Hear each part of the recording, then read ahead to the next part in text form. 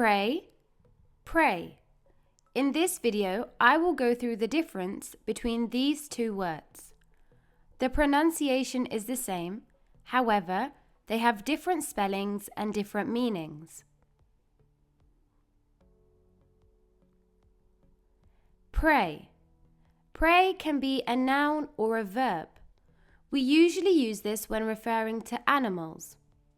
It refers to an animal that is hunted by another animal for food.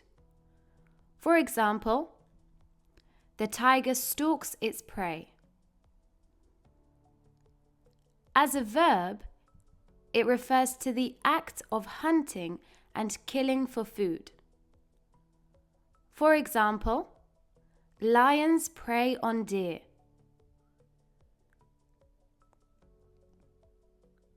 Pray. Pray is a verb and it refers to the act of worship.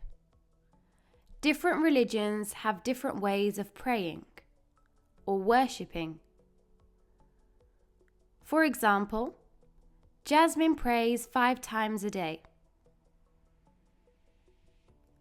I pray for good health.